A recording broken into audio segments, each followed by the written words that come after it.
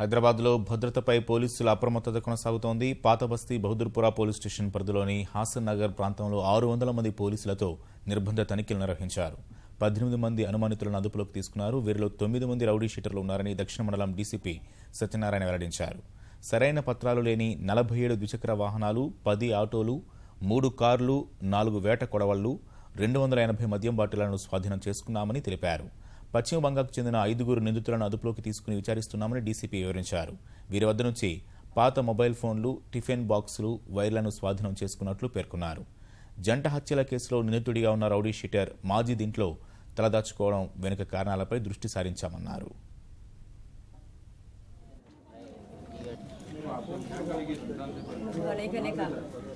भोने के पास खिलीपा बनाते, कार्टून को बनते नहीं।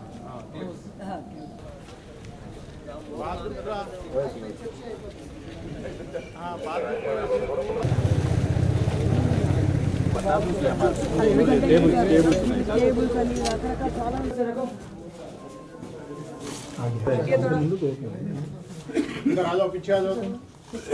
ये तो सूटकेस बांध लो, एक सरस भाई ने छुरी सर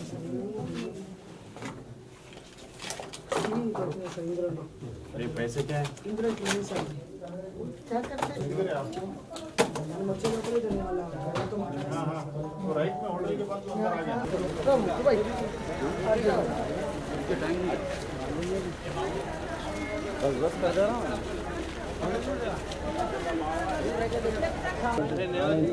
एक्सपायरी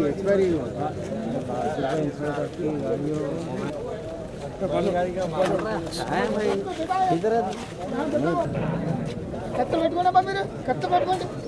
మాదేవ కత్త సార్ अरे आपको मैं एक बात बोलने वाला था। बोले अब ऊपर बस्ती में जाओ साहब, ऊपर बस्ती में दुनिया के रौडी शेट में आए, वहाँ बीबी पैकेट వాళ్ళు ఎందుకు వచ్చారు, ఎప్పటి నుంచి ఉంటున్నారు, వాళ్ళు రియల్గా వర్క్ చేయడానికి వచ్చారా లేకపోతే ఇంకా వాళ్ళ యొక్క వివరాలన్నింటినీ సేకరిస్తున్నాం. ఈ కార్డన్ సెర్చ్ ఆపరేషన్ కంటిన్యూ అవుతుంది. ఈ ఉన్న వాటిలన్నింటినీ పూర్తి ఎంక్వైరీ చేసి సంబంధిత క్రిమినల్ కేసులు నమోదు చేసి వాళ్ళు చెక్ చేయడం జరుగుతుంది. ముఖ్యంగా ఈ ఉత్తర దినాజ్పూర్ నుంచి వచ్చిన ఈ బంగ్లాదేశ్ బార్డర్లో ఉన్న ఈ వెస్ట్ బెంగాల్ వాళ్ళు మాజిద్ అని ఒక రౌడీ షీటర్, తను డబుల్ మర్డర్ కేసులో ఉన్నాడు. వాళ్ళ ఇంట్లో వీళ్ళు ఉన్నారు. ఎవరో సెక్యూరిటీ ఇచ్చారని చెప్తున్నారు, అది కూడా కరెక్ట్ కాదు.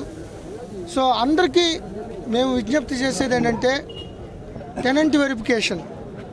టెనెంట్స్ బయట నుంచి వచ్చినప్పుడు, వేరే స్టేట్ నుంచి వచ్చినప్పుడు, లేకపోతే ఇక్కడి నుంచి వచ్చినప్పుడు కూడా వాళ్ళ యొక్క పూర్తి వివరాలని, ఆధార్ కార్డులు, పూర్తి స్థాయి ఐడి ప్రూఫ్లు తీసుకున్న తర్వాత ఇస్తే వాళ్ళకి, కాలనీకి, హైదరాబాద్గా సేఫ్టీ ఉంటుందని మేము విజ్ఞప్తి చేస్తున్నాం అందరికీ.